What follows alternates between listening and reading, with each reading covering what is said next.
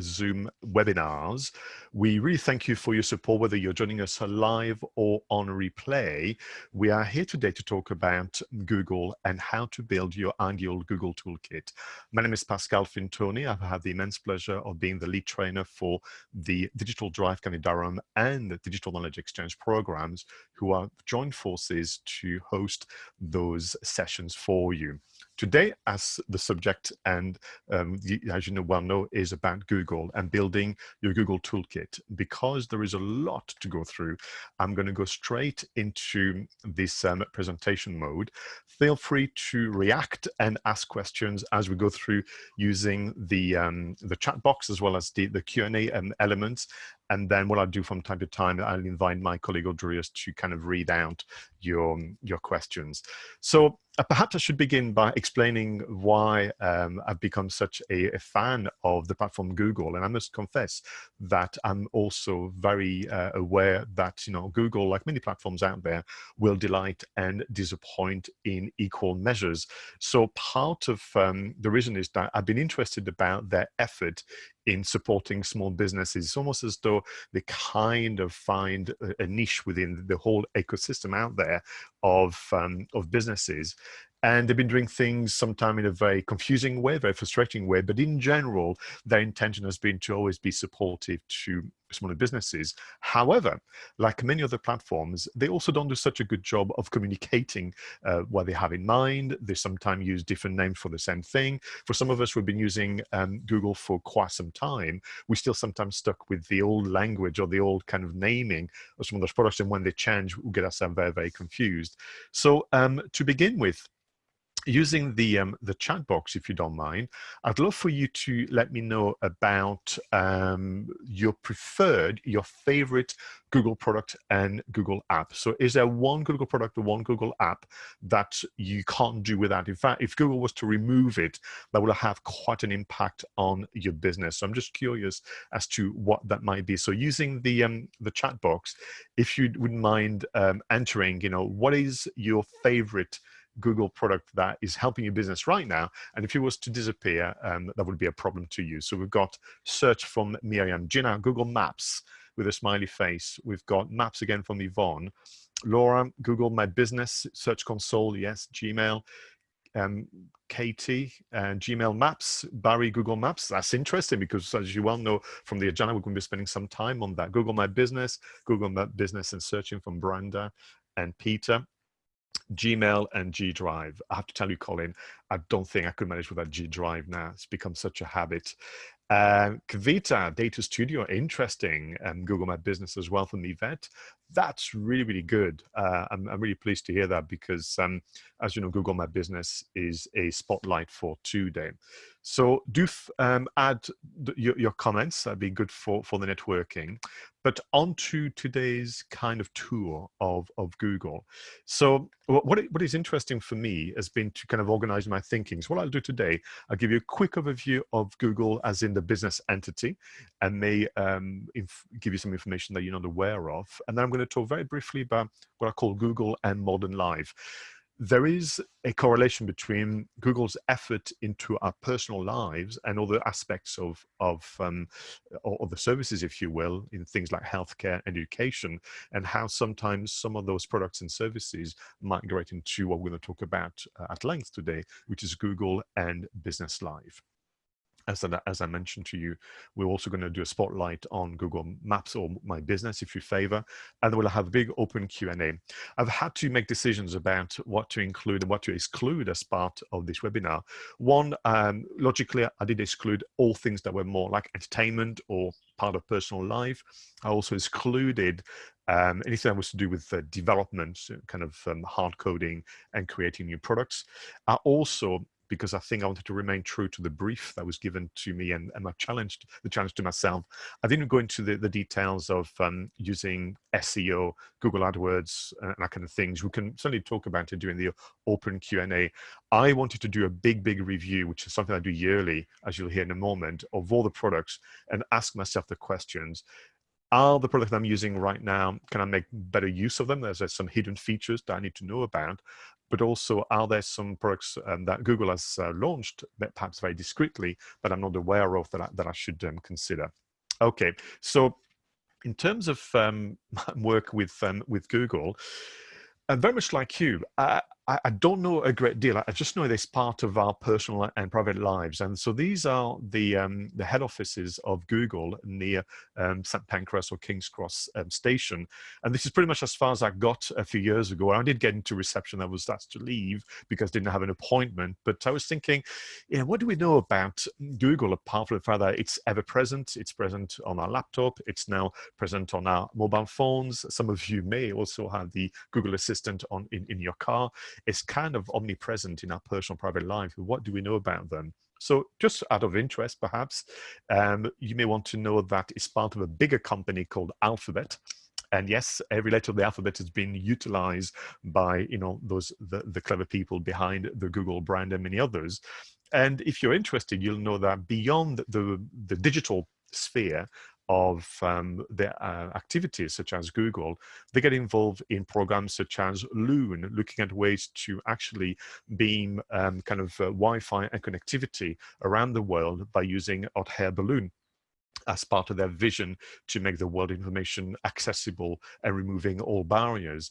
They're also looking at ways to, for example, transform the world of transportation by using solar-powered wings that can drop goods in different parts of the world.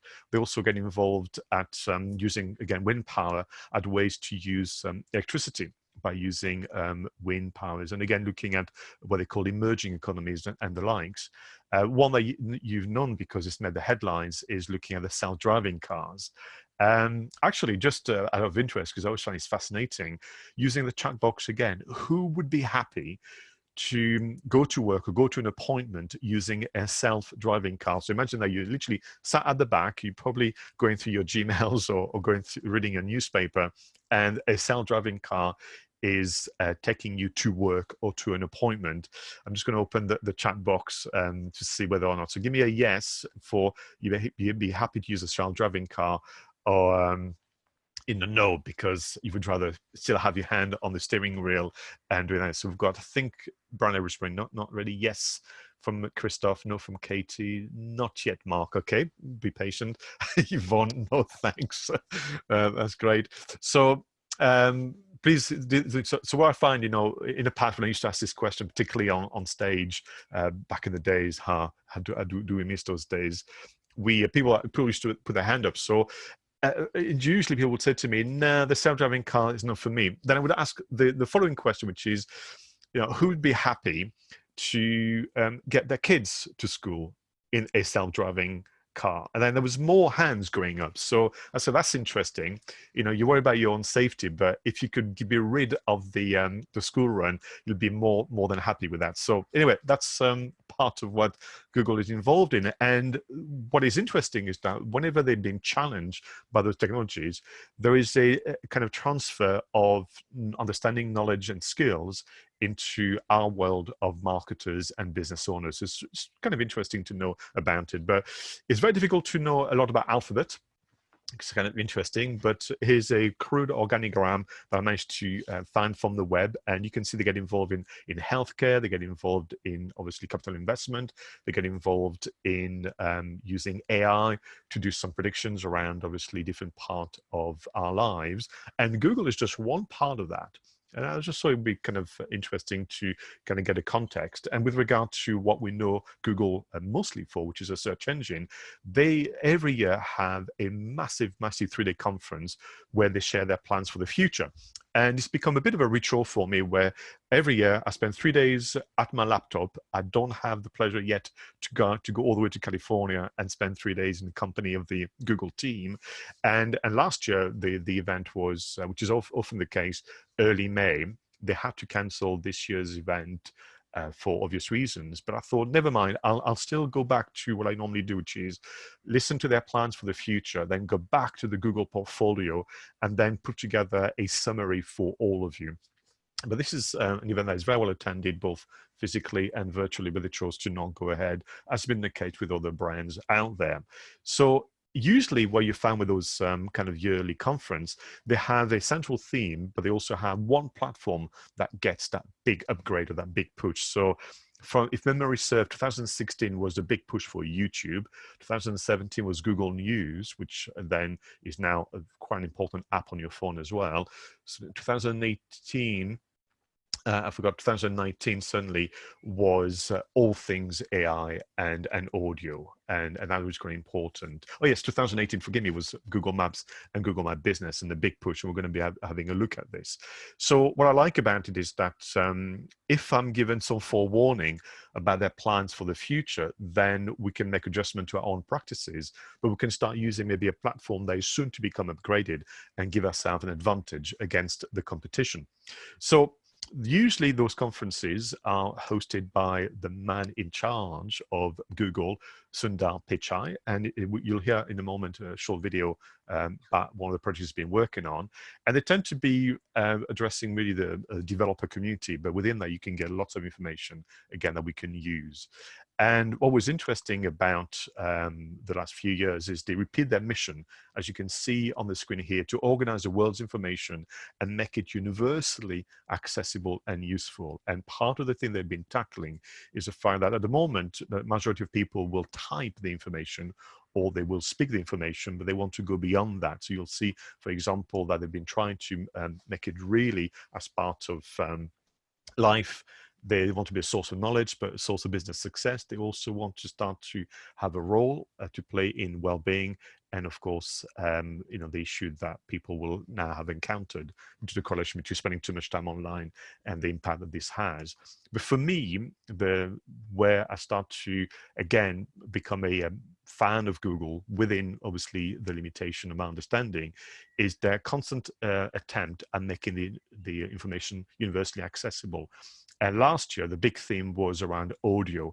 And some of you will know that they launched this year a lot of effort around podcasting. There's a podcasting host as well as a podcast creator. And what they were saying is, there's one last limitation here that they want to tackle in terms of making information universally accessible, is speech. Two things: people speaking a different language, but also those who are not able to speak for different reasons. So they've been looking at this in so many different ways. So part of what they have in mind is to be in a position to offer amazing services doing the following. They want to be the go-to destination for answers to your questions, but they want questions to be asked in different ways. You could either type your questions, you could either then point your camera towards an object or text and so on and get your answers, or you can use your voice. And all this is being facilitated by artificial intelligence. So if there was ever a formula to what Google is trying to do, it's probably this one, which is whether you want to use text, which you can type, whether you want to use your voice or you want to point your camera towards something, you will get the answers to your questions, and artificial intelligence is going to support us in that way. So that's essentially what today is about, which is if Google has a number of services that they are improving over and over again, can that become a solution to one of your challenges as a business? And part of what I want you to do today is to kind of listen, of course, to the different products I'm going to share with you, but to ask the following question: that product that is mentioned today, can it help me create better content faster? Or can it help me promote my business better? Or can it help me deliver a better customer experience? Maybe actually it's more to do with that customer care. Or can it help me work better, safer, and be more productive? These are the four questions that in truth you should be asking of any platform.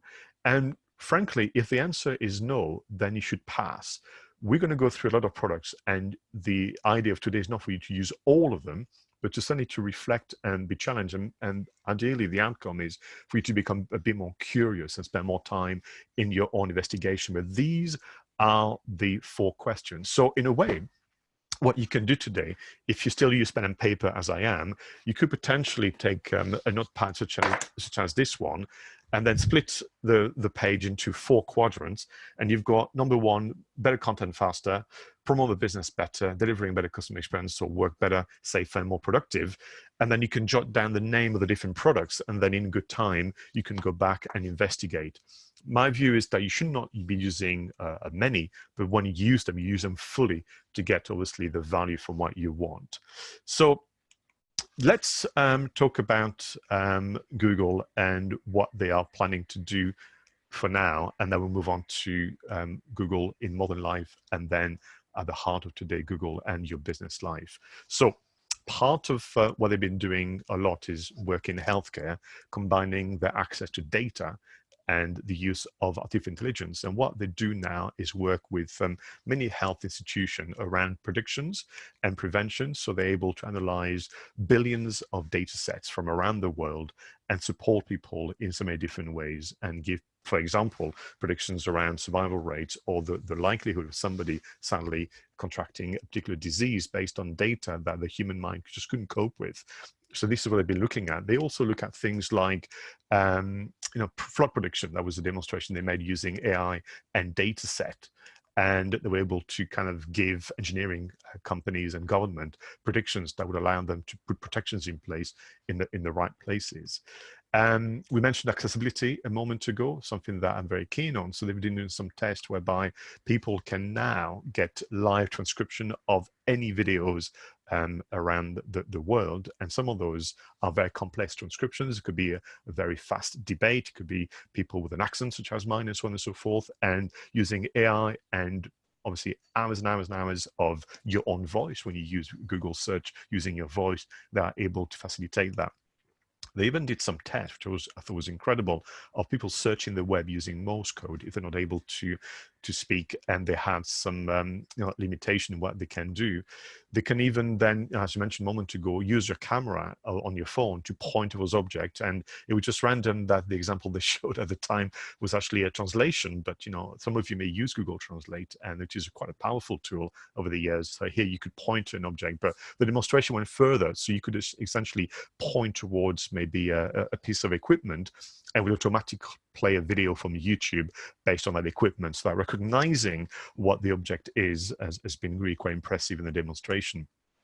Other thing that they've been working on with modern life is the role of AR and VR in helping people recover. So the example that was given here was somebody was given this headset and was able to virtually go for walks or visit museums or just go out, by the beach and so on. And they did a test between those who had the headset and those who hadn't.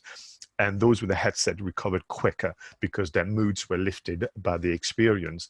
They even went further, and they did use the VR and AR headset to help people who are using wheelchair, who have limitation to their mobility, to plan a trip. So they call this the curb cuts example, where someone could actually plan a trip through a city that they don't know, by choosing actually areas from pavements to shops and so on that are accessible to them.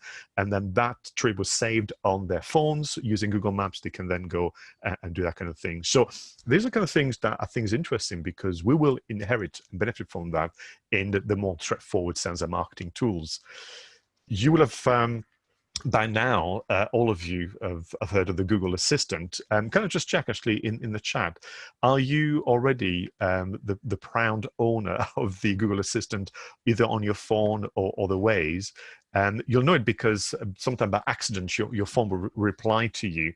And so if I say the phrase very quietly, "Hey Google," I think my phone will start to wonder whether or not I need their help. So who out of interest had the pleasure of the Google Assistant? So we've got yes from Gina, yes from Kavita. Yes, Paul, quite intrusive. Literally, I was having a conversation with my wife last night, and we were just wondering by the name of an actor, as you do when you watch films. And clearly the phone was listening, because halfway through the conversation, it piped up. So yeah, Miriam, privacy issue, I totally understand. And that's where we have some element of control. We've got a no from Peter, no from Mark. So that's kind of interesting. And with your kind of thoughts and kind of concerns in mind. I share them as well. There was an incredible demonstration a couple of years ago, 2018, which I thought would be great fun to share with you. So I'm going to share a video now. Do let me know. Hopefully you'll be able to hear the sound, and I'll get your reaction after we watch the video together. The progress with the assistant. As I said earlier, our vision for our assistant is to help you get things done. It turns out a big part of getting things done is making a phone call. You may want to get an oil change schedule, maybe call a plumber in the middle of the week, or even schedule a haircut appointment. You know, we are working hard to help users through those moments. We want to connect users to businesses in a good way. Businesses actually rely a lot on this, but even in the US, 60% of small businesses don't have an online booking system set up. We think AI can help with this problem. So let's go back to this example. Let's say you want to ask Google to make you a haircut appointment on Tuesday between 10 and noon. What happens is the Google Assistant makes the call seamlessly in the background for you.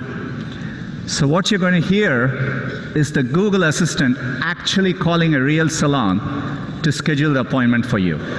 Let's listen.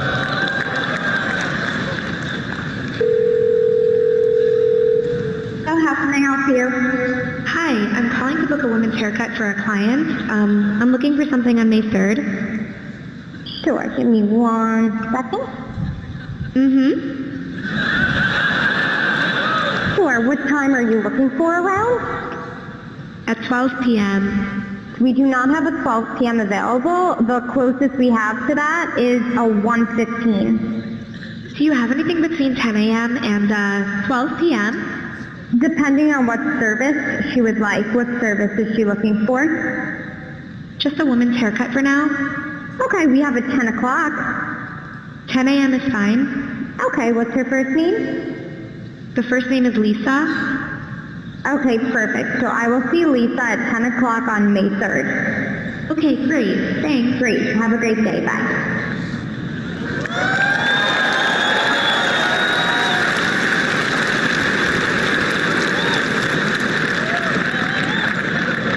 That was a real call you just heard. The amazing thing is the assistant can actually understand the nuances of conversation. We've been working on this technology for many years. It's called Google Duplex. It brings together all our investments over the years in natural language understanding, deep learning, text-to-speech. By the way, when we are done, the assistant can give you a confirmation notification saying your appointment has been taken care of. Let me give you another example. Let's say you want to call a restaurant, but maybe it's a small restaurant which is not easily available to book online. The call actually goes a bit differently than expected. So take a listen.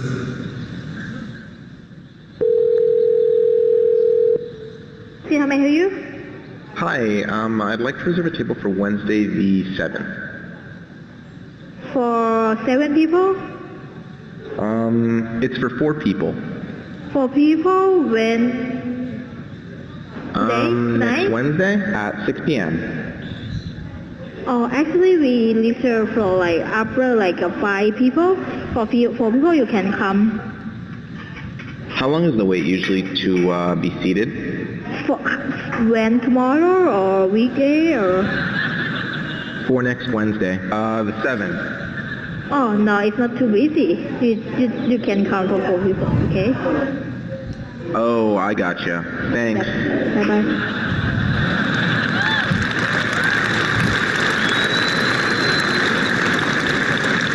Again, that was a real call. We have many of these examples where the calls quite don't go as expected, but the assistant understands the context, the nuance. It knew to ask for wait times in this case and handle the interaction gracefully. Look, Okay, so I can't see you, but something tells me that you're not clapping and cheering, because usually I don't get that reaction from things. So there we are. This is what they are working on, and we just need to be ready for it. I think Colin's comment is correct. with all kind of technology, you know, there's going to be some malpractice, but that we need to inform ourselves. So that was the 2018 demonstration. In 2019, they went further, whereby the assistant, virtual assistant, was making a booking again. I have to tell you, by the way, that the large majority of demonstrations and examples shared during those conferences is usually people booking a hair appointment or booking a restaurant. So what we have in America is obviously people being really well groomed or kind of eating lots. So that seems to be the case. So that's the intention, to build a more helpful Google for everybody. So again, just wondering, what is your reaction? Is it exciting? Is it a bit scary? You know, what do you think about this idea of an assistant that can then not only have the communication, but in 2019, last year, went as far as adding the appointment on your Google Calendar, went as far as sometimes completing emails ready to be sent by you, went as far as sometimes completing an entire booking form for a flight, waiting for you to put your credit card details. So we've got this scary from Brenda. I think there's something for scary. For some of us who were born in the 80s, this is like a Skynet you know, version. So my role really, and my interest, is to pay attention to their efforts and ask myself the questions once again: what is the logical next step for small businesses in terms of a version of that? And could it be that in future we have access to an assistant that can do a bit of customer service? My view, and I'll move on from that, would be that I would want to know that I'm talking to an assistant and not a real person. I don't want to be misled as you know, in kind of things. Okay, so very quickly, I'll close on their kind of modern life with this idea of accessibility and around voice and text. So they've been working very hard what they call live transcribe. Imagine a situation whereby you're talking to somebody who is maybe hard of hearing or speaks a different language. You could be talking, forgive me, I could be talking to you in French, and then you could watch on your phone literally a live transcription of what I'm saying to you in English. You've got live caption, which already exists now on YouTube, live relays and so on. But perhaps the one that is exciting for me is what they call Project Euphonia. So this is a one where somebody who has speech impediment is able to talk the best they can, sometimes recovering at the time of the example I remember now was someone recovering from a heart attack, somebody that had an accident and so on. And even though the pronunciation is obviously very different to what we're used to, Google, because of Project Euphonia, is able to understand it and can either transcribe it to you or play back to you using a headphone in a version where the sounds are more familiar to you. So that was really quite impressive. Now, Google exists in different ways in the physical sense. Some of you may be the owner of some of those devices, including the smart speakers, which oddly I don't have. I feel I should retain some element of control, but then my phone listens to me all the time, so that's kind of interesting. They are really quite present in personal lives, but you know, my work today is talk about business lives, and the work they've done on the Google account is quite significant, and this is where we're going to begin. Now, when I was working through this and this challenge of presenting to you the options available in terms of business, if you add all the add-on and the apps, there's over 100 Google products, which is really quite staggering. And not all of them, of course, are relevant to business and so on. So I was a little stuck, you know, how do I begin? How do I kind of progress with this? And in a way, by doing some research, Google can give me the answer, because even on their official website, they have organized the content in such a way that there is some logic to it. Now, to begin with, I'm assuming that many of you already have a Google account. That's the premise. If you don't, this is obviously a free service. And within that, you have access to a menu option. But actually, that's only the tip of the iceberg. And to begin with, my recommendation would be to, as a homework for the weekend, is to go back to your Google account and to look at the details that you currently have. Maybe a while since you've done that. And as promised last year, They've done an enormous amount of work to vastly improve the usability of the interface. Some of you may remember that a few years ago, that was really quite complex to understand the data that Google held on you, but also how to have control over it. So now you can see using graphics and cards, as I call them, you can have access to a number of things. For me, the fun stroke scary bit is to notice obviously how Google can track your activities, and you have control. You can disable that. So if you look where I put a little red square, you've got your activities in terms of searching and your timeline in terms of where you've been. So in searching, you can actually look back at where you've been. So I've disabled the search on the search engine itself because I do so much research on behalf of my customers. It's very confusing. But I do go on YouTube, for example, and on Google News just for my business. And what would you want to go back to my activities? Well, sometimes you just know that you spotted a great video or a great article and you just don't remember where it is. Well, actually, very, very quickly, instead of searching for it again, you can go into Google My Activities, but also gives you a clear view of what's being tracked. And if you're unhappy with it, you can, of course, disable that. You can delete and so on and so forth. When you look at physically moving around, depressingly, this is what I've been up to in May. So one dot is my house, and the two other dots is where I go for a walk and then stop and take a picture. So actually the reason why you have the dots is because I've taken photos which get saved on Google Photos. So I'm lucky. I live in a lovely place called Walsingham, and the walks are reasonably pleasant, but I was thinking, wow, that's a little depressing. So I had to go back a few months and kind of let you know that it does work. So these are the places I visited in February. That's right. And what you can do is either because you need to know the information or because it's part of maybe how you track things, or you want to be able to reflect on traveling arrangements and so on. So you can even choose a specific day in February and be shown where you've been. Again, that suggests that you've got your Google account and that you've authorized Google to keep track of your movement because you're using platforms like Google Maps and so on. But for example, if I'm thinking, I went to this great restaurant in Durham, but I don't remember the name, but I know it was on that day, then I can go back to my activities and rediscover there was a Finbar's restaurant near Eckley Heads when we had some friends visiting from Edinburgh. So that's part of the Google account, but just to give some ideas of, they vastly improve the element of control. But then as soon as you go into your dashboard, that's an interesting one where you can be given the list of the Google products you have currently. My recommendation, if you want to do this as homework, is to go back and start to delete those you don't use anymore. So for example, Blogger, which you can see here on the side, that's like going back so many years, and I've reused it at the beginning and then moved on to something else. Contact is another one where I should delete. I don't use that. I don't use groups anymore, and kind of tidy up your interface and what Google has about you.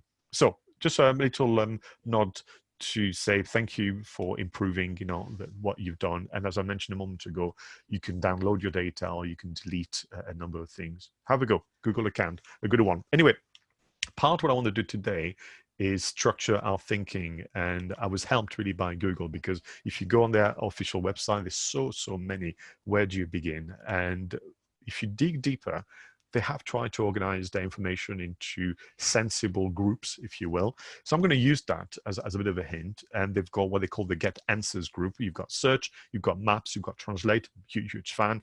If you've not used translate before, have a go. I mean, you could even literally point your camera at a sign, at a label, and get it translated into different languages. When we visit my family, my wife Denise speaks a bit of French, but my parents speak far too fast and they have very strong regional accents. So she would literally speak to the phone in English, and the phone will then give the French version and using a natural voice back to my parents, and they have a full-blown conversation with each other, which is not great because sometimes they talk about me, and that was so much better before they had Google Translate.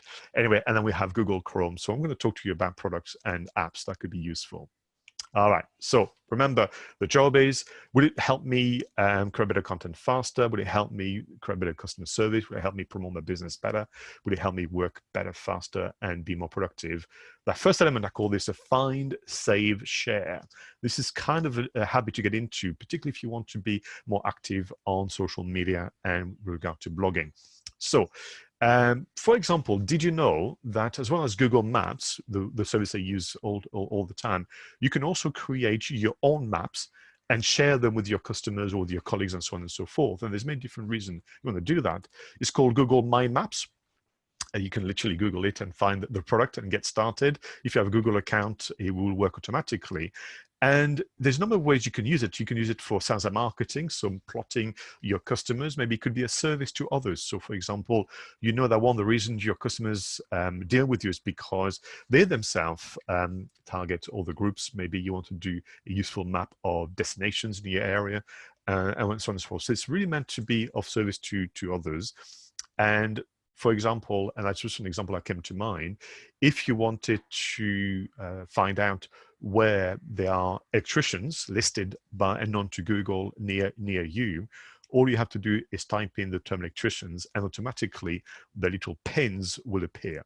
And you've got two options. You can save that for yourselves, or if you think that it's helpful to others, you can then put it on. So if you run a restaurant, for example, and you want people to come and obviously use your service, but then have a walk near you, then you could create a map whereby local destinations can be visited.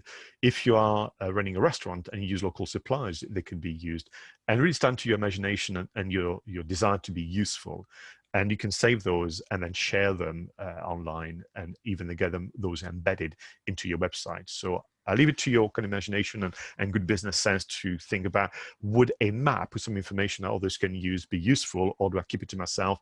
So for example, I was visiting a family and I was talking to someone who runs a business, and they had customers all over the southwest of France near Bordeaux. And they just wanted to understand where their customers were physically, distribution. And they realized that actually they'd be better off concentrating on where you can see the cluster of pins, as opposed to driving 2-3 hours to service maybe one customer, or at least make the effort to have more customers there. So it gives you that visibility. And again, this could be used privately, or it can be used as a service to others. Google My Maps, I think it's a fun one to know about.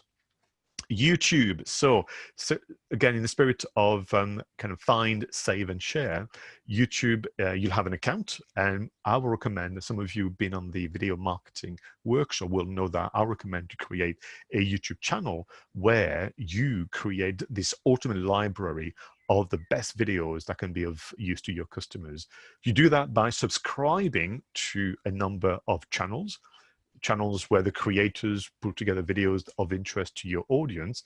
And then if you find something that you know for a fact is going to be of interest, so for example, podcasting, which I know is becoming a very popular topic, if I find a video, I'll watch it first, of course, but I'm going to do two things. I'm going to share it on social media, but I'm going to save it. And the way I'm saving this, I'm going to save it to a playlist. So a playlist is like a group or an album, if you will, on YouTube. And I've got something called the best of podcasting and audio marketing. And then very quickly, I'll have maybe 5, 10, 20, depending on my search. And the good thing is that you can actually promote a playlist. So when I feel that the number is about right, I'm going to go on social media and I'm going to tell people, by the way, if you're thinking of podcasting, even though my passion is video, here's some of the top videos on YouTube that I recommend to help you launch your first podcast series. And they're going to go directly to my YouTube channel. You can also embed those videos on your website and create a blog series of curated content. So again, you've got the find, save, and share version on YouTube. Again, using the get answers model, what about Google News? I've become a big fan of Google News, particularly on my phone now, because it's so much easier to use than back in the days. So you'll see, once again, there's a menu of options. What is good about Google News, particularly if you use it with your via your Google account, which usually tends to be the case, very quickly you'll find that you'll learn what stories would be of interest to you and start to personalize those stories. Could be down to location, but also your profession. No surprise there, I'm interested in technology, so I click on that, and there was an article that kind of caught my eye, which was that one you can see here from the Guardian, which is give 1 million UK children reliable broadband or risk harming their education. So it kind of caught my eye. And there's a number of things you can do, of course. You can share it, but of course you can save it. And why do I want to save it is because at the end of a week or at the end of the month, I may want to do a blog post about the top articles or the top content, again, that people should read and do my job to be helpful to my customers, or quite simply something that I want to keep for reference, maybe for some course content and the likes. And what I don't want to do is obviously have to search for it again, because typically, I'm sure you'll agree, there's such an abundance of information, we forget where we may have come across information. In the spirit of, again, find, save, and share, we have something newer as part of that toolkit called Google Collections. I don't know if it's something that you've played with already. It's still, I would say, not perfect, but it's an interesting one to use. So let me give you a scenario that may be helpful for you to learn about Google Collection. Think of it as, again, a folder where you can save your findings on the web. So it's, again, it's a free product that comes with your Google account, and you're going to create what's called a collection. Think of it as a folder, think of it as a playlist on YouTube, whatever term you favor. And I've just carried on the theme of podcasting. And what I've done, really, using primarily my phone, it seems to work much better on your phone, because sometimes some of the tension with Google is if you go on find an article using, obviously, your phone. I'm just going to move my window out of the way. There will be a little kind of ribbon, almost symbol, almost like the collection, and you can tap on that, and then you can add your kind of the article onto the collection, and very quickly you end up with I would say, a good number, as you can see here on screen. And the good thing about it, once again, is once you feel that the collection is rich enough in content, then you can share it. And the way we share the test, you can share it via email with individuals. You can share it on social media, copy and paste the link, and you would have a lovely link, and you can put some words, around that. I think that was LinkedIn, as I can see now. The one thing that is missing, I think, that would really make it work harder, and that could be under development, is if you could embed that collection. So think of it as, you've taken the trouble to search, 5, 10, 20 articles and bit of content and web pages on the subject of podcasting. If I could create then a blog post on my website and have that collection embedded there, that would be just perfect, but maybe it's coming soon. Okay, I want to close on the get answers with Chrome. So Google Chrome is a browser. You don't have to use it necessarily, but because it's part of the Google family, I thought it was worth investigating. So there's not much to say about Google Chrome apart from that's the window to search the information on the web. But there are some interesting add-ons, extensions, apps, if you prefer, that can make life a little easier or more interesting. So, for example, I would definitely, if you are using any kind of formal official brands, such as Evernote, any kind of accounting software, any marketing software, anything you have already, I would definitely do a research to know whether or not there is a Chrome extension that can save you lots of admin time. That's definitely worth you investigating. And just Google it, literally. Just put Evernote, Google a Chrome extension, ? Or whichever bit. So do that exercise with all the bits of software you have in the business. Other things you can do is, as a reminder, you can also search the web incognito. So you can open a tab, and these are obviously alleged promises. And I mean this because there's been people saying, well, actually, it doesn't always work, where you can go online and this will not be added to your browsing history and will not be added to your data. Now, what would you want to do that? And sometimes for me, because I do so much research on behalf of customers, it really kind of messes up my history on the web. And I get then adverts and suggested content that I'm not interested in. But sometimes I also want to see, what does it look like to visit my website if it's not me, and remove the cookies and so on. So that could be something you want to investigate. Another one that is a fun extension is the opposite of incognito, which is Hunter. And what Hunter allows you to do, so Chrome extension, it allows you to find out who the people worth contacting are against a said website. So as an example, I visited the Digital Drive Durham kind of website, and I clicked on the icon Hunter, which is now on my browser, Chrome browser, and I got the list, as you can see, of the addresses, email addresses of the people that I should contact that are working for the business.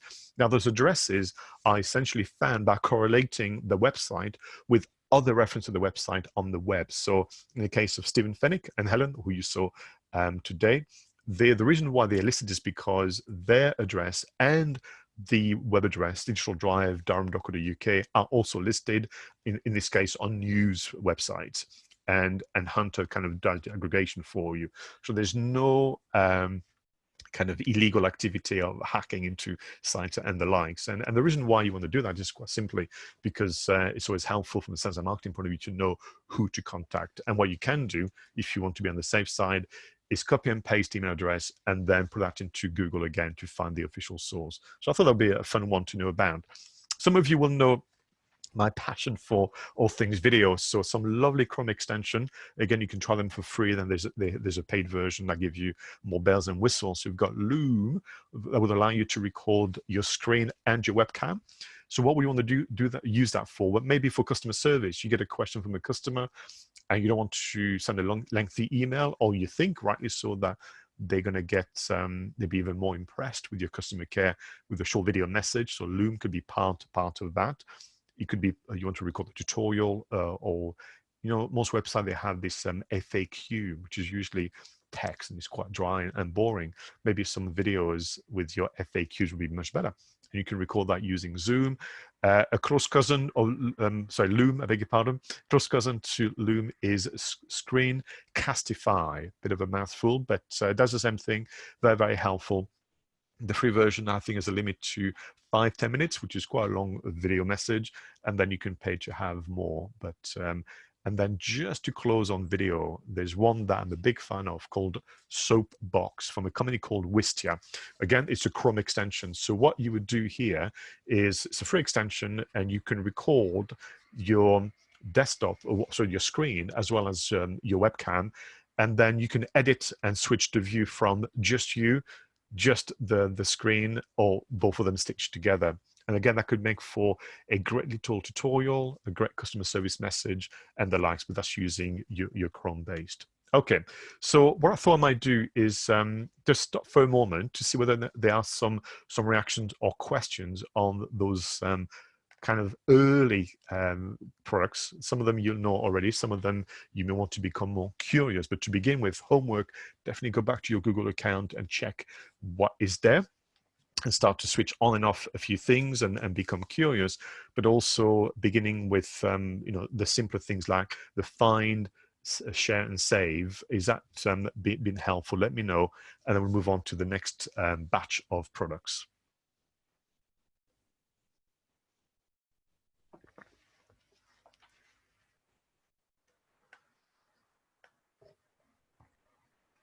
Okay, so I'll leave the chat box open for a while, but what I'm going to do now is move on to the faster, better, and safer. And the idea behind it is to use, again, Google's breakdown of their own products. So Google Docs, Sheets, Slides, and Drive.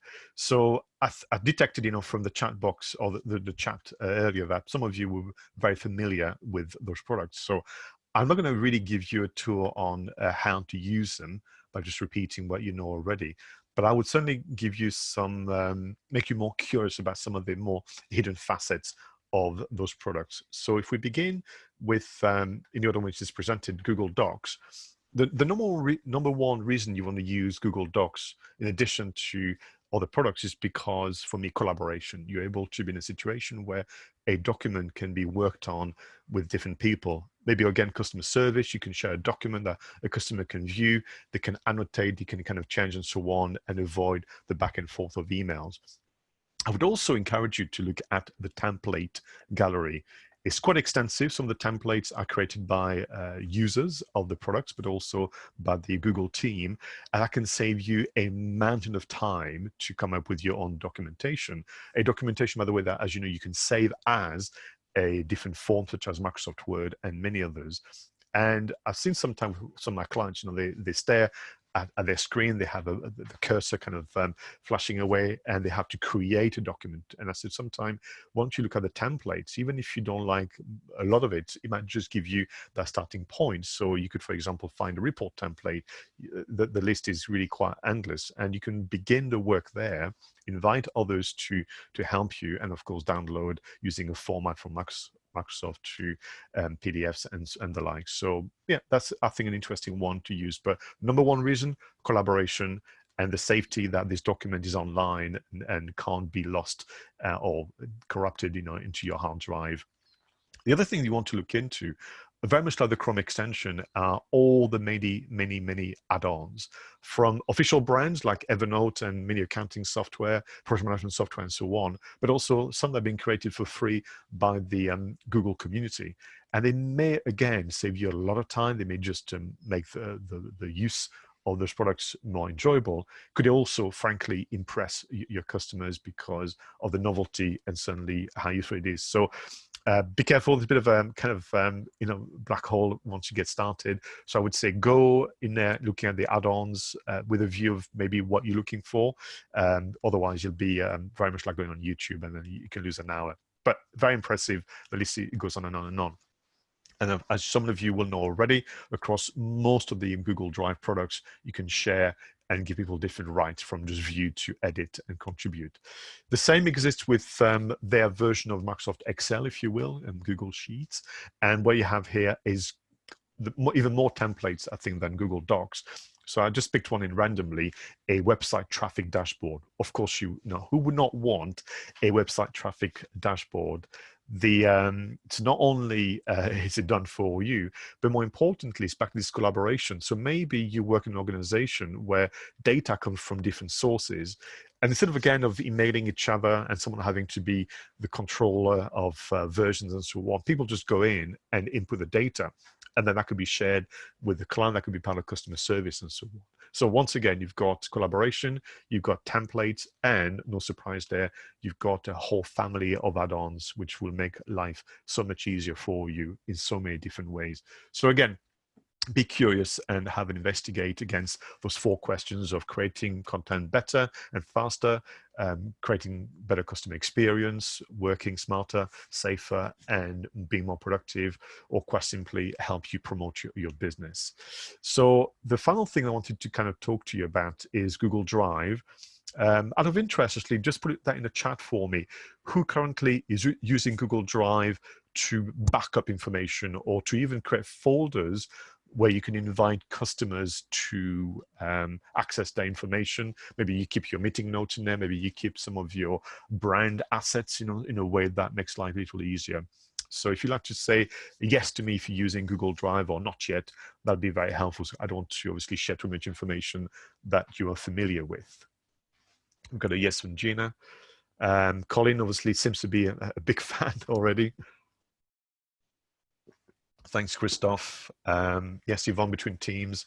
OneDrive, Brenda, yeah, a big fan. What I found with OneDrive, I feel it's almost become where I leave things, and I don't go back, but I use Google Drive back and forth a lot. So Peter, be curious. That's what I'm asking today, and see if that could be something that helps. For me, out of sheer habit and because I'm becoming quite superstitious, whenever I finish a new presentation, such as this one, it gets backed up on Google Drive automatically because for fear of losing it and so on. Never happened, but one never knows. So I won't belabor the point with Google Drive. It's a very, very useful product. You can open folders, you can share folders and so on. And within that, which is kind of interesting, you also have the option of creating forms. Now it's become a standalone item now on your Google dashboard, but used to be hidden away on Google Drive for some reason. And what would you use form for? A number of reasons. Could be a survey, could be a poll, it could be something you use as part of market research, it could be part of team feedback, product feedback, and so on. And again, the lovely thing about Google Forms, it will automatically create the chart and the report because it's linked automatically with Google Sheets. So you've got this integration with the different products, which I think is something that you want to consider. And forgive me for mentioning this again, but do look into the Google Marketplace, as it's called, or Digital Marketplace, because with Google Drive, you're going to have so many add-on, and you can see there's some big names, Powtoon, SurveyMonkey, Zoho, some of the accountancy packages that they will have a way to have integrated what they do with Google Drive and the products. So do be curious about what you're going to do there. So part of what you're going to do then is consider, is it for you only? Is it for you and your colleagues? Is it for you and your customers? I certainly know that for me, whenever I do my coaching business and I write meeting notes or I write an action list, I put a backup on Google Drive and say to my customers, if your notes start to become a bit obscure after a while, I've typed what we agreed today, and your dedicated folder is on Google Drive, and that seems to work well for them. So I wanted to kind of spend a bit of time just on clarifying a few things. So because Google and having Google account has been around forever, there's now some really real issue around legacy. So some of you will have had a Google account for a very long time. Some of you will have a Google account more recently, and so on and so forth. And sometimes get caught out into this in-between phase where Google will say, well, you can have a personal account or you can have a business account. There are two different things and so on. It can be really quite confusing. But ultimately, everybody gets a personal account to begin with, even though it may not have been called that at the start. And then as you start to push the boundaries, and usually it's around storage of information, you'll be asked or to consider migrating towards a business account or the G Suite account. And some of us will be using it for a while. Of course, we know this as Google Apps, very confusing. And I wanted to kind of show you very quickly, the price range of what they do. In general, there's not a huge amount of difference in the products themselves. It's just about the volume of content that you can kind of look at. I've known some businesses who have had the Google personal account for many years, and they've not needed anything else.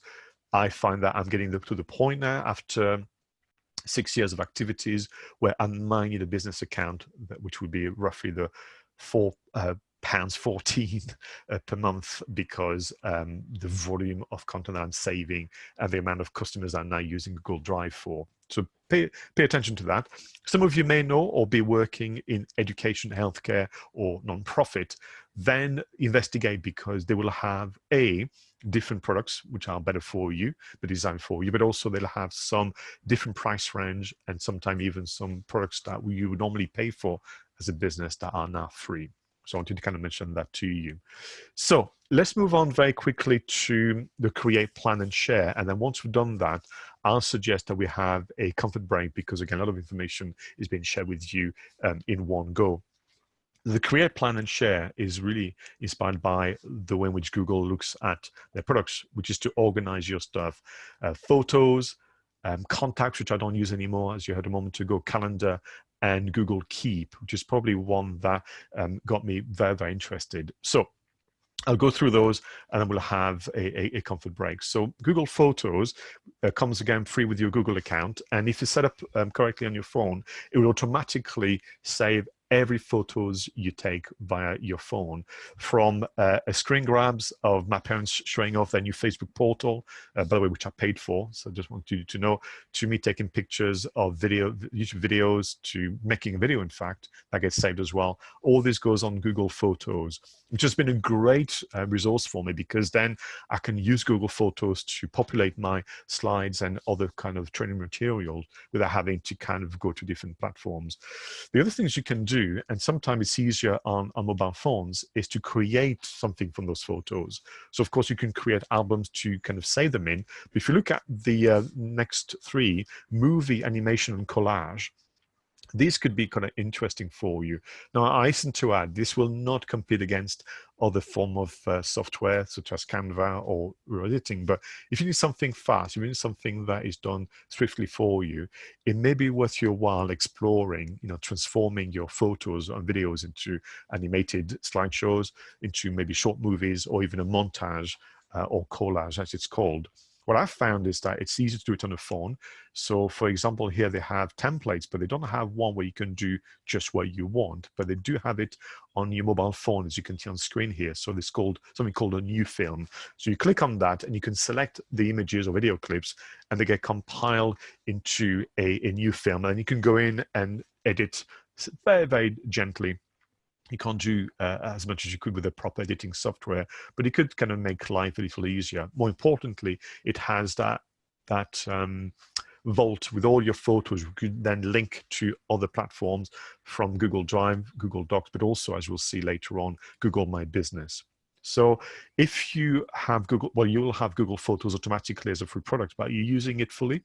That's another question today for you.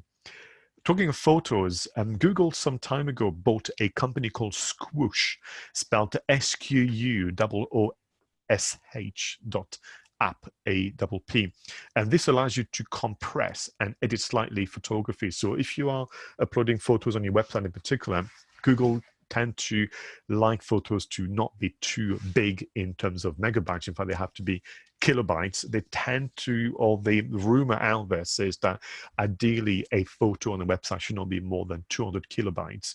So with Squoosh, what it allows you to do is to compress the file size, but you don't lose too much quality, unlike other products. And because it's owned by Google, I thought it should be mentioned today. Calendar. So big fan of Calendar. I'm assuming some of you be using that as well.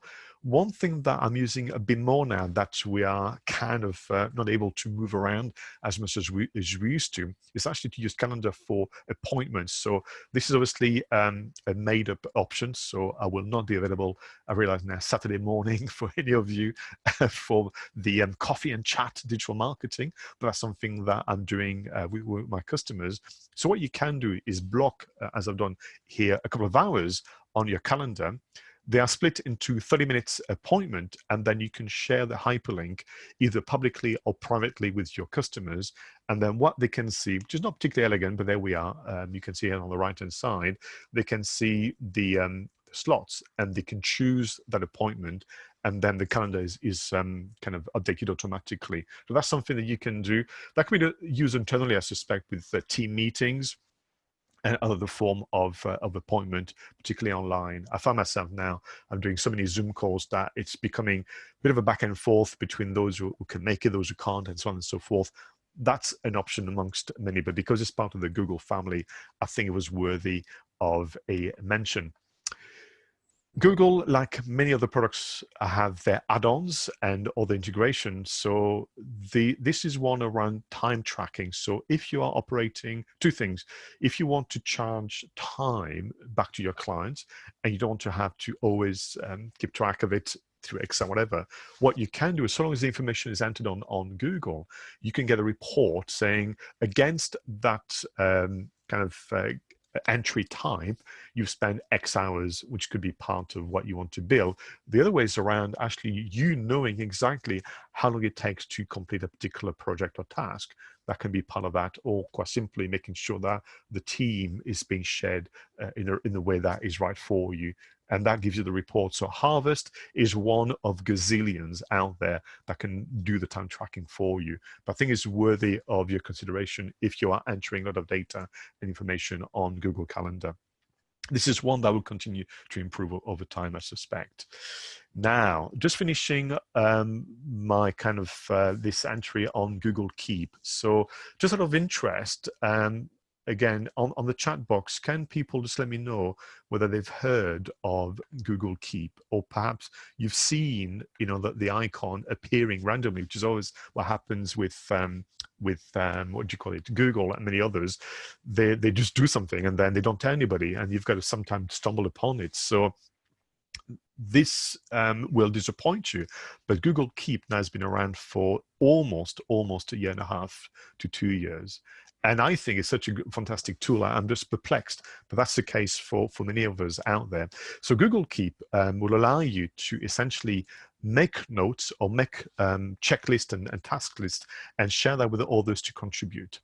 And what we're going to do here is, I'm not going to belabor the point. I think what I'm going to do is let somebody else give you a tour of Google Keep, because it is actually quite an interesting tool that can make life easier. And again, because it's part of the Google ecosystem, there's correlation between the Google Keep, Google Docs, Google Calendar, and so on and so forth. So there's a chap on the internet called Scott who does those great videos giving tools of products. So credits to you. I'm going to show you this video now, and then I'll get your reaction. Once we've done that, we'll go for a short comfort break. So let's begin with this video.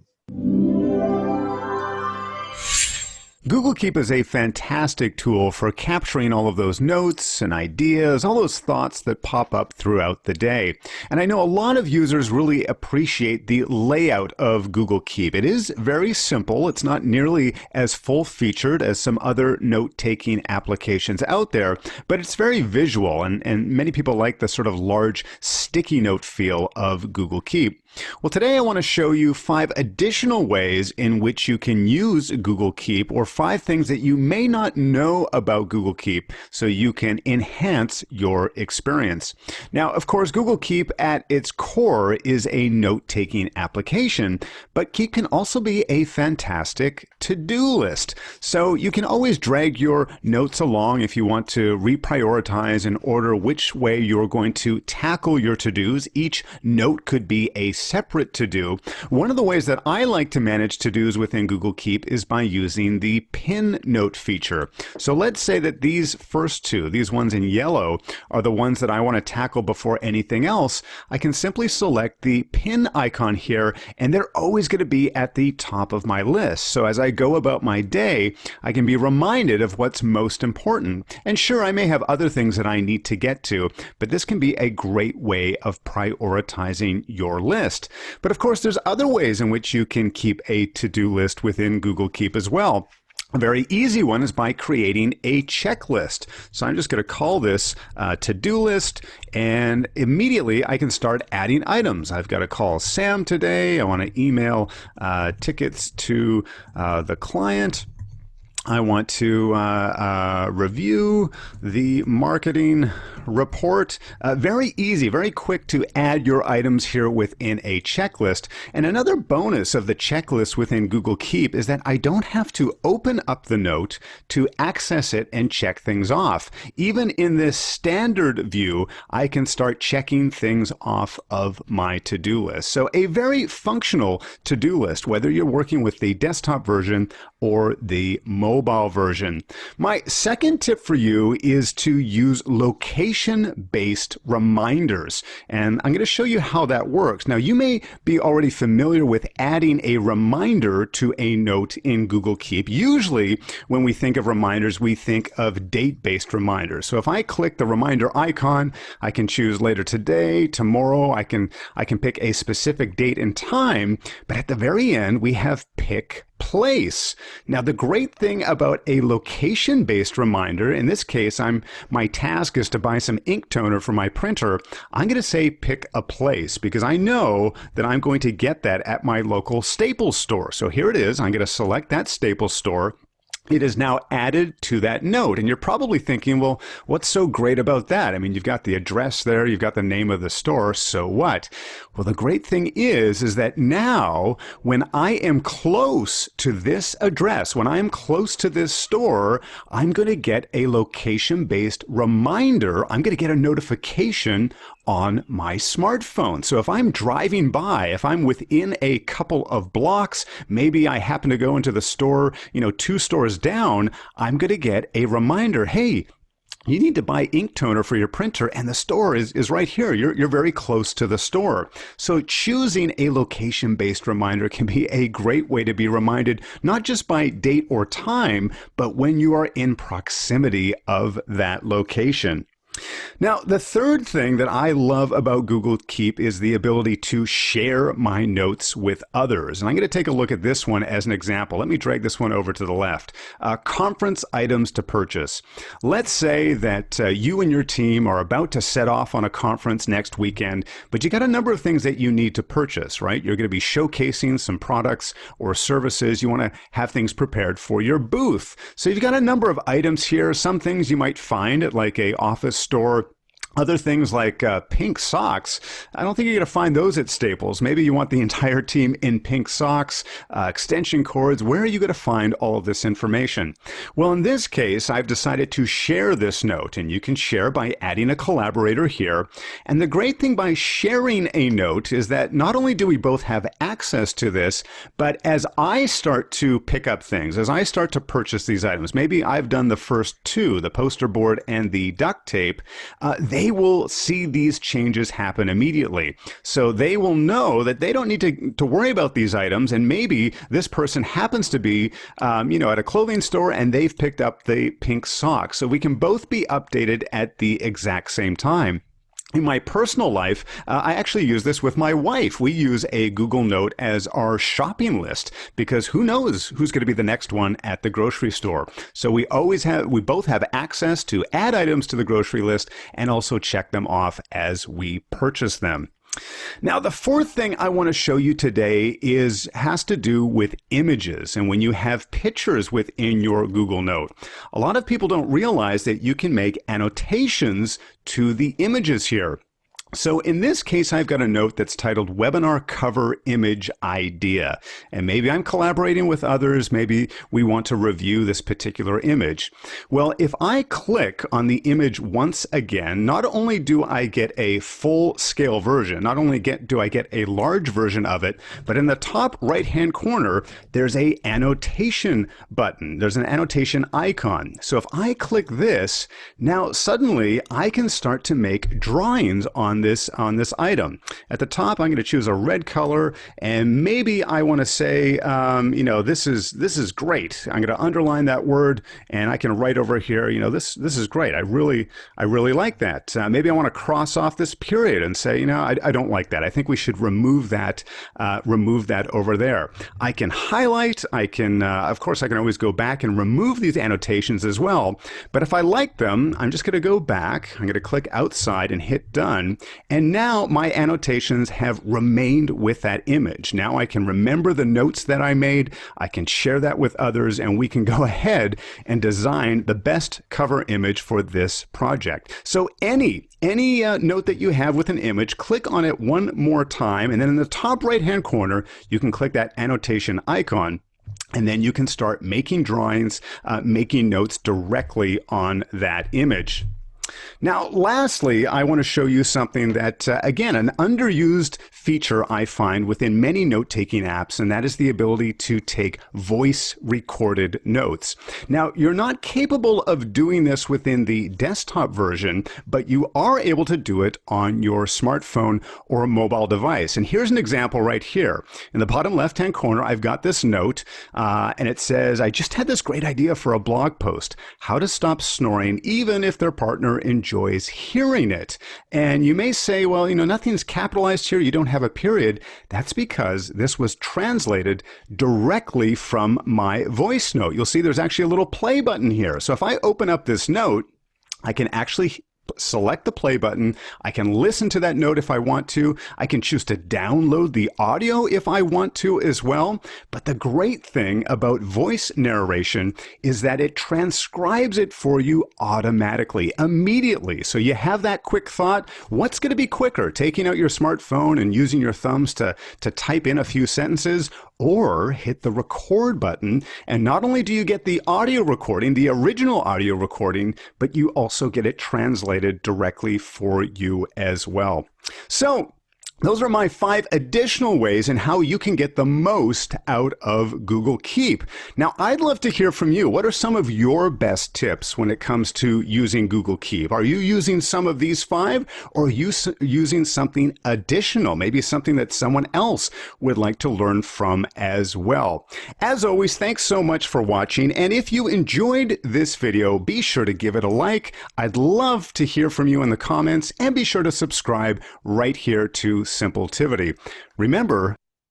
So there you have it. So I highly recommend the channel. If you're using any kind of apps from Google to Microsoft to others, this chap is doing an amazing job there. There's Google Keep.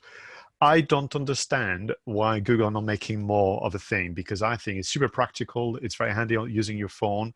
And like I said, it's visually quite stimulating.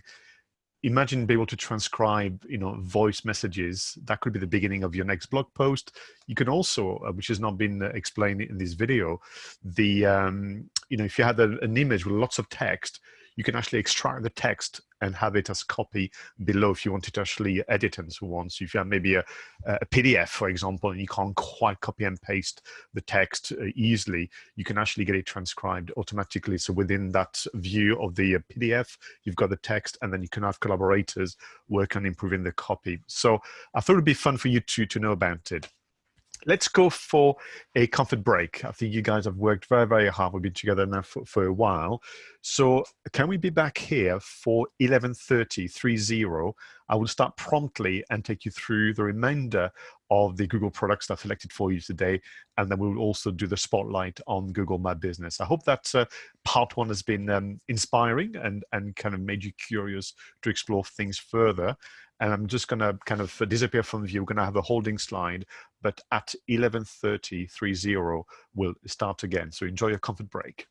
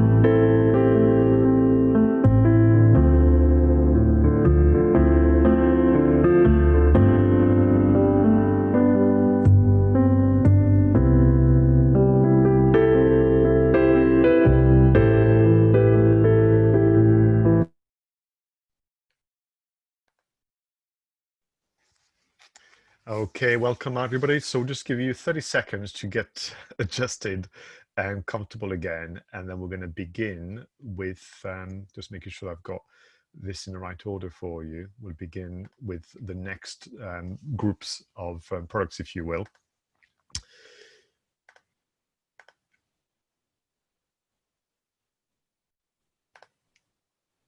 All right. So just very briefly, what did you make of part one of our little review and helping you think through your ideal Google Toolkit? Were there some helpful information? Were there some surprises? You know, the idea being today that you're going to become a bit more curious. You're going to investigate further for you know, what you might do. Again, I don't expect you to use all of them, but if you're going to use some, can you make sure you use them fully and that they help you create better content faster? They help you create a better customer experience, making people think that they're being helped. Perhaps it's just for you to be more productive. Maybe overall it helps promote your business better. So thank you, everybody. I can see Brenda's going to download Keep. Have a go. Yvonne, good stuff. Thank you, Colleen. Thank you, John. And Miriam, thank you for the feedback. Thank you, Kavita.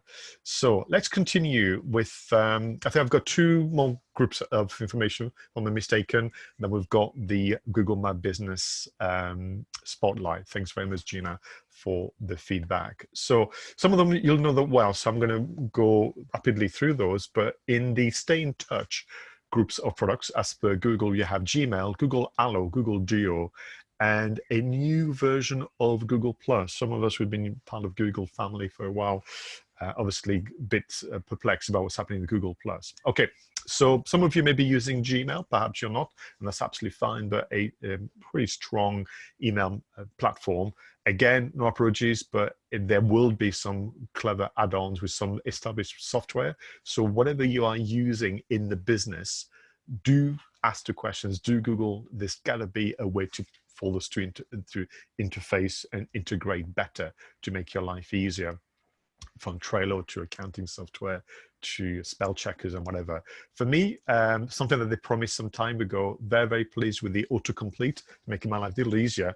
Autocomplete, by the way, using AI, so it will learn how you write and will complete more and more sentences. In my case, it's also now working in French, which is brilliant. The other thing that's been good for me is the schedule send. Now, in the past, you need to actually have a plugin, an app to do that, but it's now part and parcel of the Gmail experience, where if you're working in the evening, or if actually you don't want to clog your customer's inbox, you can decide when the email goes out.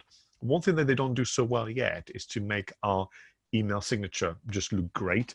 So sometimes you need some help with some kind of partner products. This is one amongst many. So Wise Stamp allows you to really personalize the email signature, but make it very graphical, have high impact.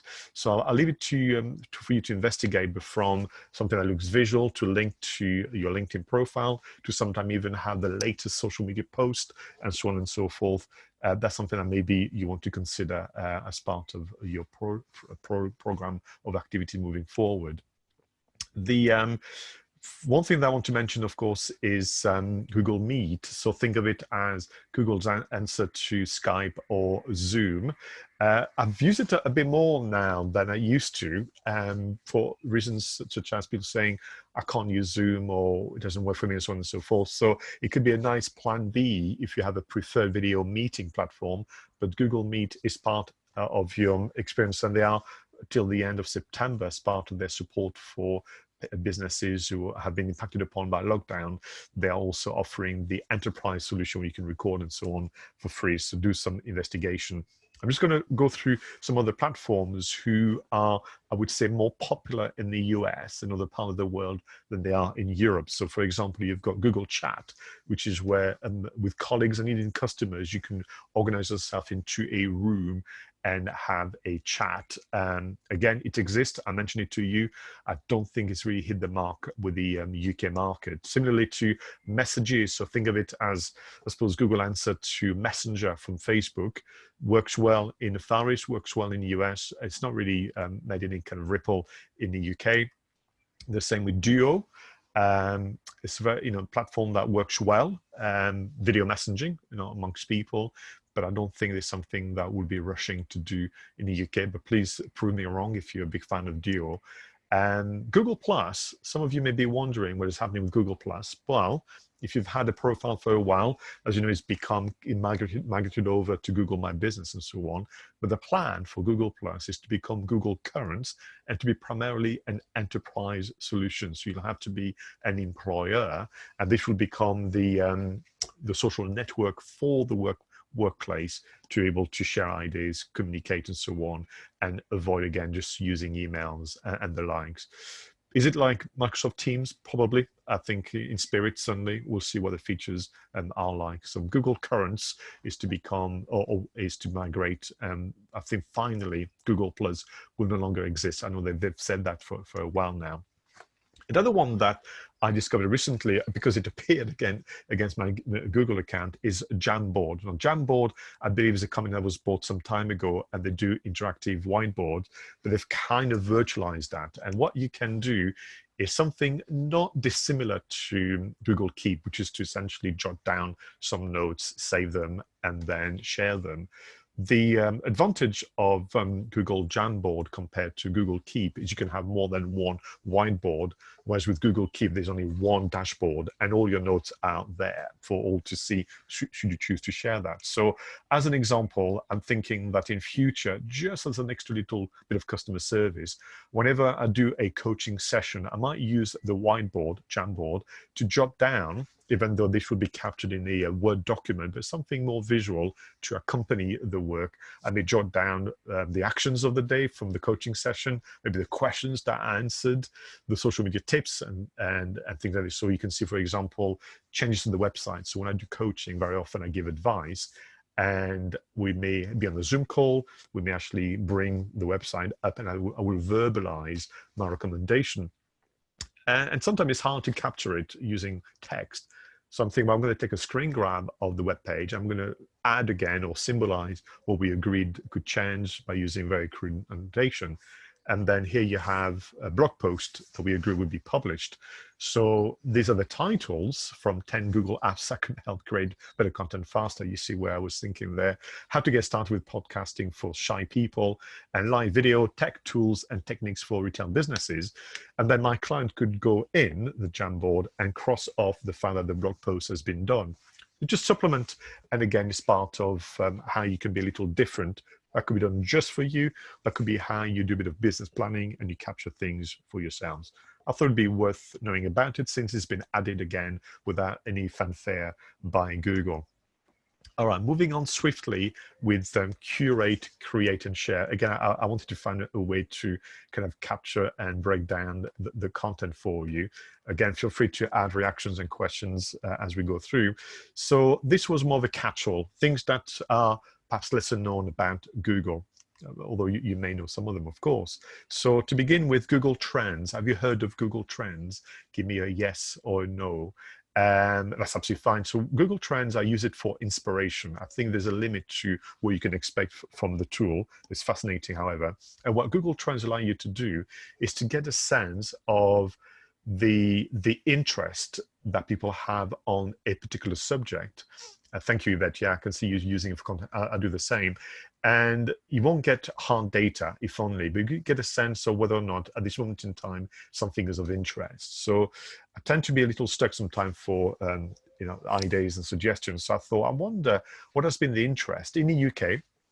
So if you can specify the country, so you can go worldwide, or you can go UK, Germany, US, and so on. You can specify the length of time you want to study, and you can see that Instagram is in blue and TikTok is in red. So Instagram in blue, TikTok in red. So I'm thinking, that's interesting. Despite what I'm hearing, people are not searching that much about TikTok on the web. But you've got to be very careful because people search in different ways. Another way they search, as you well know, is to go on YouTube. So in terms of someone making a decision, you could be forgiven to think, let's pass on TikTok, as in let's not bother creating content to give advice or suggestions or be more curious, because as you can tell, people still favor Instagram. I know it's a very crude example, but I think you get the point. However, if you change web search to YouTube search, what you'll see is TikTok in red and Instagram in blue. People are searching for a lot of information on TikTok, even spiked later on in March. And what you can see is that it would be maybe worthy, should you obviously be in that field of work, maybe worthy to actually do some videos about TikTok and get them on YouTube, because that's where the search volume is, even though you thought originally by doing the earlier trend that it doesn't work. What is nice about Google Trends as well is that if you scroll down, which you can't with this being a screenshot, it will give you some suggestions around maybe the phrases that people have. So for example, I was doing another test where I was looking at social media or against SEO. So it's nice to compare. And what was interesting is that SEO is still very popular in terms of people searching for answers to questions. But when it came to social media, even though it was modest by comparison, if you drill down, there was suggestion that, for example, people were looking in high volume for a social media marketing template. So if you are in the line of work, that could be just a bit of inspiration to help you think of content that you may produce later on. So here's the example I mentioned a moment ago. Google Alerts still going around. Now, I stopped using it because I've got other services, but in principle, it's still really great if you want to do some curation. You're going to create an alert, which you can save against some keywords or short phrases. That could be your business name if you want to keep track of mentioning in the press as well as in blogs and so on and so forth. That could be around a topic if you want to do some curation. That could be looking at big brands that you follow, your customers and so on, so that you can share their content and get that little social signal. So Google Alerts is another tool that you can think of. On the subject of searching, look at Google Books. Google Books is a kind of facet of the search engine, but there's two things you can do. So again, I liked inspiration, so I went for content marketing, but you're going to get a list of books against the keywords. And then what you can do is get to a position where sometime that book has been scanned and made into an ebook. So not only can you read the book yourself, but if you feel like it's relevant, you can embed the book. So what you can see on this screen grab can become embedded into your blog post. So for example, you could write a book review, or you can recommend a book to your customers, but you could also refer to specific chapters or passages, and then you can have that book framed, the image embedded into your website as part of your kind of customer service or blogging. A close cousin to that is Google Talk to Books. The difference between the two is that with Talk to Books, against a keyword, you'll be given a very specific paragraph or quote that you can use as part of maybe your kind of content, your blogging, your social media, and that kind of things. For some of us who are in the knowledge industry, if I want to use a quote to stimulate conversation or to use in my training course and so on. And what is nice, they give you, the full kind of citation from the author to the links and so on and so forth. So that allows you to be a responsible curator. Talk to Books. The reason, by the way, it's called Talk to Books is because the mobile version on your phone, you can actually use voice to search for it, which I think is very nice. A similar version is Google Scholar. So away from books, this would be you searching against a term for kind of publication from university and other kind of research type bodies where they don't perhaps make the high profile on books and the likes of the search volume. So that could be again something that is worthy of interest to you. And if it's not, you must pass. There are far too many Google products out there. Another one which could be an interesting one to do, particularly I think for social media, or just to have something a bit different to share, Google Arts and Culture. So this is, imagine a very niche search engine, which is purely, as you can see from the term, form of arts, historical information, as well as venues. And they've got photography, they've got 3D tools, 360 videos and that kind of things.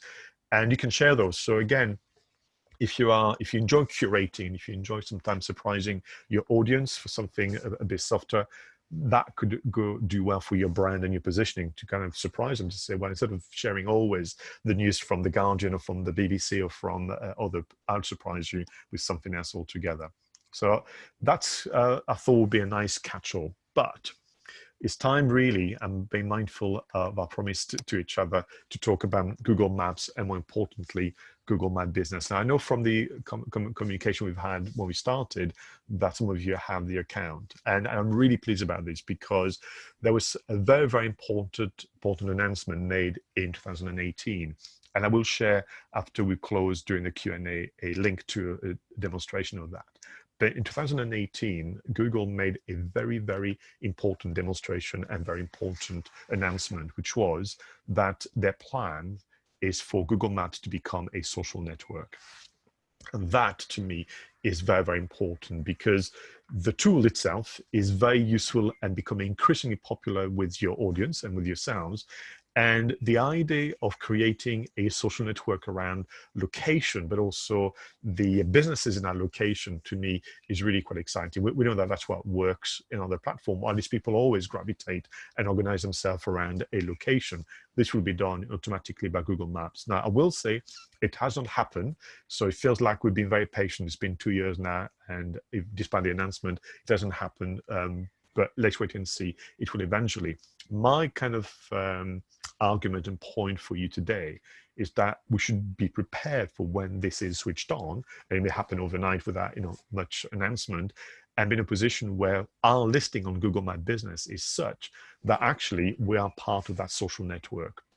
We are also looking at the future of mobile as from a Google perspective, which is using AR and VR. So imagine a situation where somebody is visiting a venue or location that they may know already, but they want to know maybe what special offers are on, what has been done recently.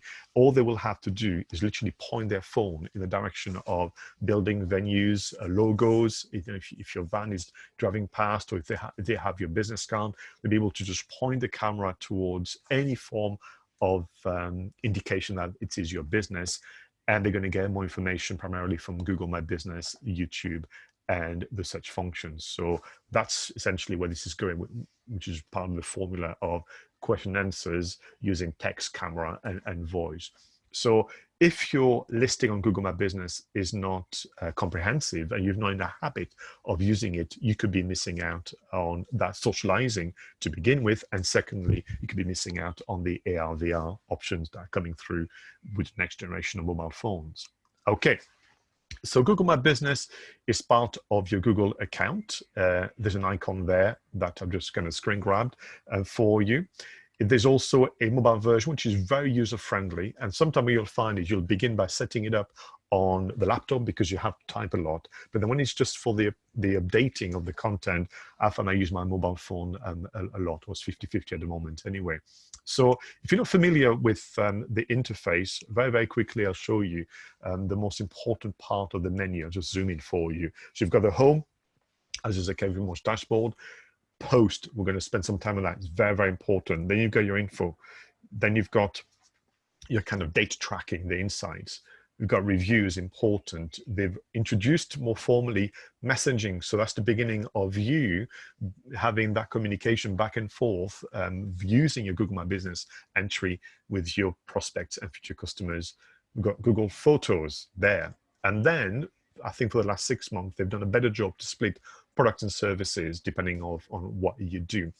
So I want to kind of spend some time on, I think, the two most important ones. Well, they're all important, but I have to say post and reviews, because we know for a fact that if those are kind of managed and updated regularly, your ranking, your visibility when someone looks through Google Maps or quite simply a location-specific search, you're going to do much, much better. So just in case you don't know, I wanted to kind of highlight to you that there's a number of ways which you can post. So those posts, think of them as mini blog posts or micro messages. You can't put a full article on there. I would recommend it, but what you can do is put a teaser version of the article and point to your website. So because of recent events, we've got the COVID-19 update. I've looked at it and I just don't really understand its use. I think the others do a better job. Add an offer, add an update, add an event, or add a product. These are the 4 options to go through. And just to give you an example, you saw my entry when I was pushing the event, the case, which is for today. You can see that images get cropped, so be careful about dimensions, and I'd suspect that many of you will be using Canva as your friend to kind of get it right, but it's all right, it kind of works well. And what is nice about the post on Google My Business is you can get people to act. So they can click on the button to book, to order online, they can buy, they can earn more, and they can sign up, and that can point them in the direction of your website or any other online platform that you manage. So again, the Google My Business post are really there to intrigue and kind of be a teaser and get people to then move on to the next thing. I would expect that in future, the Google My Business will integrate much, much better with the Google Shops that they promised as well. And then some of us who are selling products will even be able to have that greater integration. I also sometimes, and part of it is also getting to the new habit of thinking this as a social network, because I tend to dedicate time on LinkedIn, on Twitter, Facebook, and Instagram, and I've got to really, really make the effort of, don't forget, whatever you're publishing online, whether it's on the website or on social, make it on the Google My Business as well. So I do a weekly roundup. Some of you may have come across it on LinkedIn, and I'm now getting into the habit of putting it on Google My Business. And I've had some people, well, two. I've had two people who said, oh, I've seen this week in my inbox listed on Google against your Google Maps entry. How did you do that? So it is visible within moments of publishing it. One thing to bear in mind, Google Post will, on Google My Business, will only stay live for 7 days. So they really want you to keep it fresh, really important. So yeah, going back to the example of today's event, I filled in the form. You can put dates, you can put times, you can put details. And more importantly, you can get people to book. And if I show you the button here, book, and I could put the hyperlink of the page where you can book the detail. And the same principle works for if you have a product you want to sell or a service that you want to push. I can't recommend highly enough for you to get into the habit of, if you're already busy publishing content on your website and on social, add an extra bit of time to go on Google My Business. That's the habit, so that when it's switched on at the social network, you're really ahead of the curve for against many of your competitors. All right, well, I mentioned photos a few times. Again, Google like you to update your Google My Business entry. I don't find it easy to remember to do it because it's still something that is newer, but you can see they've organized their thinking into what they call interior, exterior, at work, team identity. So they like you to also think in those terms. There's 360, which we'll come on to in a moment for some of us, not all. But I think it's also back to the side of using imagination. So some of us may be working from home, so I'm not going to do an interior shot, but I could maybe do a shot or a graphic that summarizes maybe a service, such as one-to-one coaching. I'm sure I can come up with something on Canva that I can upload on Google My Business to keep reinforcing those key messages. So that's one to bear in mind. But it's nice when you want to upload a photo on Google My Business, because you are that connection with Google Photos, as you can see here very, very briefly, any photos that I've taken, including screen grabs, are already there. So from my mobile phone, I can access Google My Business, and I can then upload directly from Google Photos, saving me a lot of time doing it the other way. So a couple of things that is worth mentioning to you, and I get your reaction during a Q&A, is again, the interface has improved vastly from the early days, and they do suggest Google virtual tools where it's appropriate. But I think the last two are more important: get more reviews and let customers message you. The one in the middle, get more reviews, was really hard work in the past, but now it's actually much, much easier. Literally, if you share the share review form, you get a hyperlink, which you can then put into a message via email. You could put it on social media. You could, I suppose, send it, as a text and so on. And when they click on the link, they're going to get a very simple form that they complete. And I think it's really something worth considering. Now, the frequency in the page would be down to your good judgment in terms of what to do. But I think we all need to learn to be just a bit braver in asking for those reviews, because they will play a part in your visibility moving forward. I wanted to kind of briefly mention the insights. It's okay. It's not going to really give you a lot of information that can change, the world of SEO. But it's interesting to know how people find you, what words they've used. In my case, they find me because they use my name, but I'm very lucky. With a name like mine, you can't hide so easily on the internet. So, but also they will look for things that, interestingly, I don't do. This was quite intriguing. And every so often they kind of go, all right, so they've been looking a lot more around SEO. That's interesting. Maybe I should pay more attention to that. So you get some data on that subject. If I had to give you a recommendation, I think that in addition to a tool that time is against me to mention or to spend time on, is Google Search Console. I can't recommend highly enough for all of you, if you have a website and you want a website to be listed on Google, kind of start with Google Search Console and see, once you feel you've exhausted that, you can certainly promote yourself to Google Analytics. And once you think that's, again, run its course, you can move on to Data Studio. But Search Console is definitely one worth having for all of you. All right, so this was my tour of Google My Business, and certainly I'll take all your questions during the Q&A, but I wanted to kind of stop for a moment and ask if people in the room today were up for a challenge. And this is where those who were present last week are going to go, oh, no, that again. So for those of you together, John is already up for a challenge. So in the context of Google My Business, I would like for us to have a bit of fun and to kind of get ready for the time when this becomes a social network. So I would like to propose a challenge, or challenge, as they say where I come from. So I need more than one person to say yes to me. So can I have some yeses? I can have some maybes. I understand that because you don't know what it is yet. You could be a bit cautious. I've got yes from Gina, thank you very much. Yes from Brenda and Yvonne. Thank you very much, everybody. So let me tell you a bit more. Yep, from Miriam. Thank you, Barry. Maybe, yeah, you're right. Let's see what I have in mind for you. Thanks. So in a way, it's pretty obvious, what the challenge is going to be. I would like all of us, and I include myself in that, to take on the Google My Business challenge. And the idea being that we're going to go back and we're going to start to put a plan together to literally relaunch our listing on Google Maps on the 1st of July. So between today and the 1st of July, behind the scenes, we're going to be improving photography. We're going to start to get used to posting. We're going to start to ask for some reviews and so on and so forth. And then on the 1st of July, what I would like you to do is share the link to your Google Maps entry with the respective support program, and we'll give everybody a big shout out on the 1st of July. Think of it as our official Google My Business Day, even though it doesn't exist, but I think it should.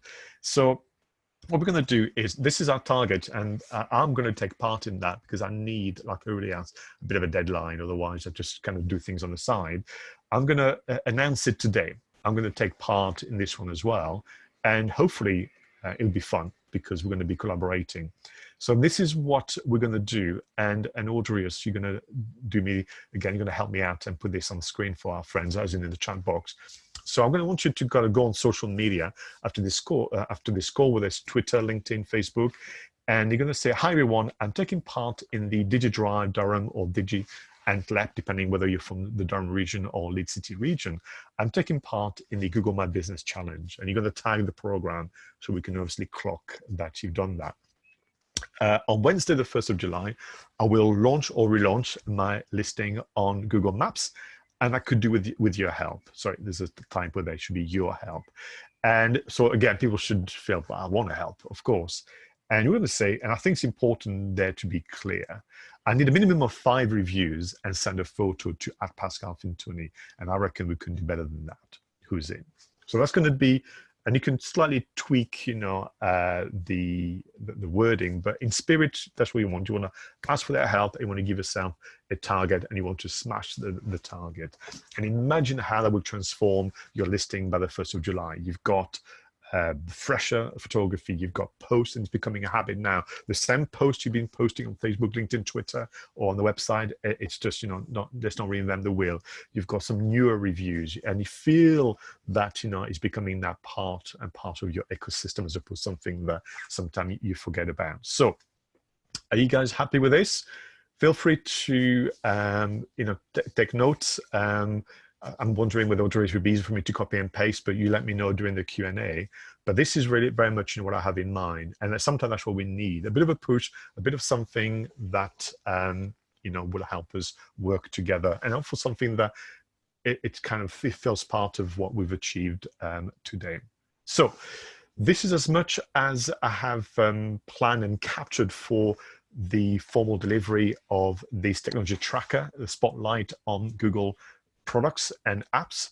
So what I'm going to do is wrap it up, and we're going to stop the recording, but I'm going to stay online with my colleague Audrey to take your questions. So a huge thank you to all of you today for your support and presence. It is really, really appreciated. This makes us look forward to those sessions. I want to thank my colleagues at Digital Drive County Durham and Digital Knowledge Exchange for all their hard work behind the scenes. Please continue to support the webinars. Do share, obviously, the information and the dates with your colleagues and connections across the network. The more the merrier. Until next time, do take care of yourself, and we hope that today has been very, very helpful. Bye-bye for now.